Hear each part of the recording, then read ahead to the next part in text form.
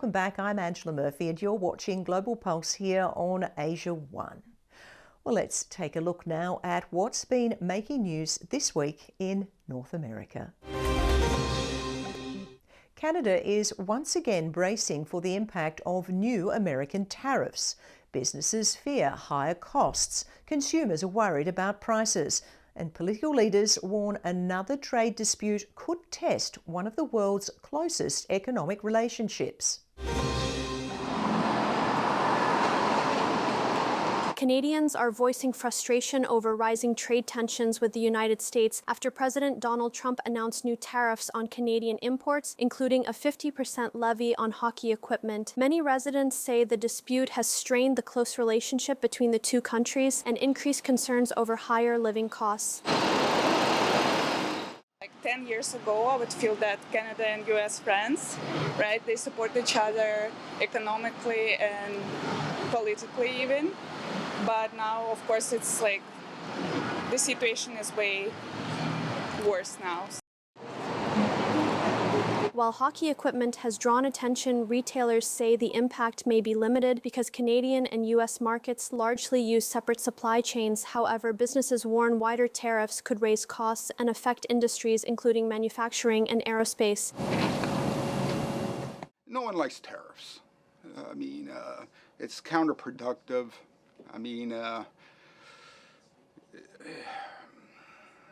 When it becomes counterproductive, it does affect manufacturing. It does affect a lot of industry, the car industry, aerospace industry, airline industry. Especially with composite. Composite is a material that's universal, and any increase in tariffs in composite material, it will be catastrophic. The tariff dispute highlights growing economic uncertainty between two closely connected allies as businesses and consumers prepare for possible long-term effects. Dinosaurs may have disappeared millions of years ago, but their value has never been greater. A remarkably complete Tyrannosaurus rex skeleton has smashed auction records, becoming the most expensive dinosaur fossil ever sold.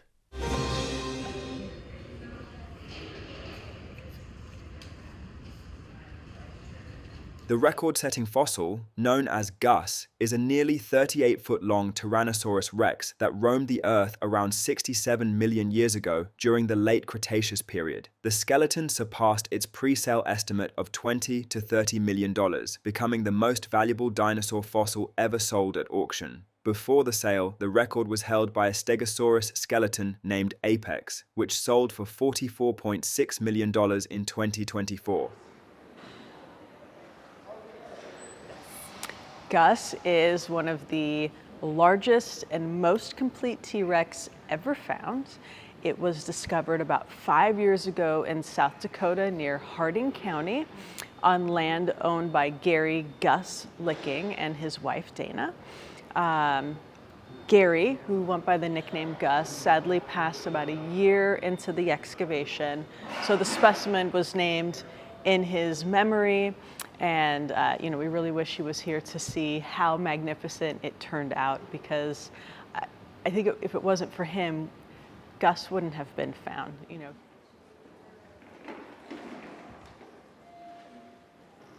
The skeleton was discovered in South Dakota on private ranch land and named in memory of Gary Gus Licking, who owned the property where the excavation took place. Experts say the fossil required years of careful work to uncover, preserve, and assemble. The Sotheby's Natural History team describes the lengthy process behind preparing the fossil for display and auction. It's an incredible discovery. The team worked really, really, really hard to excavate it. It took 3 years for the excavation, and it took about 3 years to actually assemble it. They very carefully opened up the field jackets, cleaned all the fossil elements, identified things, photographed things from every angle, cataloged them, inventoried them before putting this big puzzle together. The excavation took 3 years, followed by another 3 years of cleaning, cataloguing, and assembling hundreds of fossil elements. The auctioneer announced the winning bid after a competitive sale that pushed the fossil price into record territory. At $43 million, then I'm selling.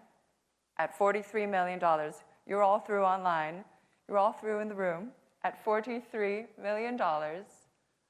Fair warning then, at $43 million, that's with Cassandra Hatton. Sold, $43 million.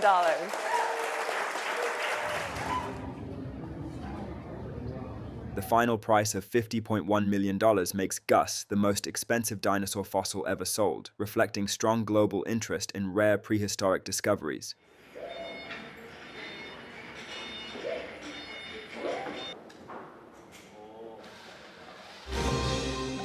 Well, now let's head to South America. A powerful Pacific storm has left parts of Chile's coastline underwater. Homes, businesses and roads have been overwhelmed as emergency crews work to help communities recover from widespread flooding. Heavy flooding triggered by days of intense rainfall has inundated the Chilean coastal city of La Serena, leaving streets, farmland businesses, and recreational facilities submerged under as much as a meter of water. Drone footage captured widespread devastation across the city, showing flooded neighborhoods, debris, strewn beaches, and extensive damage to infrastructure as emergency crews and residents work to pump out water and assess losses.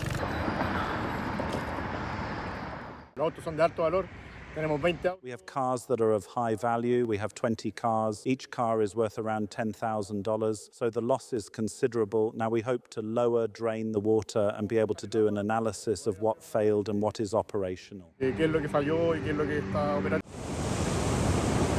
The flooding is part of a powerful storm system that has battered central and northern Chile, prompting authorities to declare a state of emergency in the Coquimbo region and Huasco province. According to Chile's disaster agency, Senapred, the storms have claimed 10 lives nationwide, affected more than 3,200 people, and left over 50,000 isolated after roads were cut off. Officials continue rescue relief and cleanup operations as communities begin recovering from one of the region's most severe weather events. The water always reaches us up to here when it rains. It rains 30 millimeters and the water gets inside 30 millimeters. Imagine everything that rained, which is more than 200, so we are up to our necks. Authorities remain focused on rescue and recovery efforts as floodwaters gradually recede and the full extent of the damage continues to emerge. Recovery after disaster isn't only about rebuilding homes. In Venezuela, one community is helping heal young hearts with an extraordinary act of kindness for children affected by the earthquakes.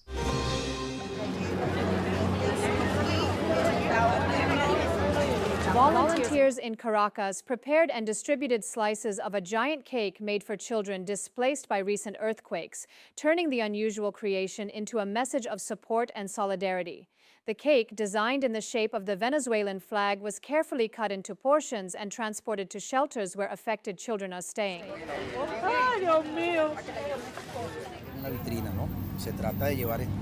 The idea is to bring this cake to the people who need it. Right now, we're going to start taking pieces of cake to the centers where the kids are staying to give them a piece of cake.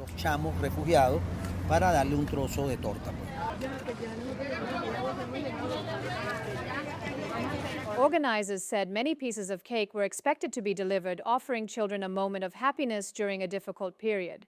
The initiative aimed not only to provide a sweet treat, but also to remind young quake survivors that they are supported and not alone.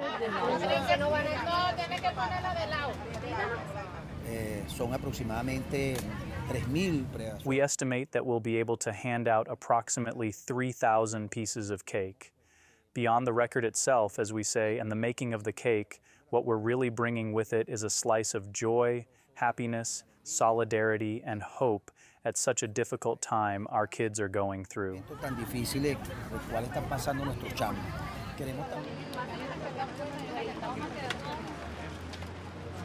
The giant cake became a symbol of kindness, bringing comfort and hope to children facing the challenges of displacement.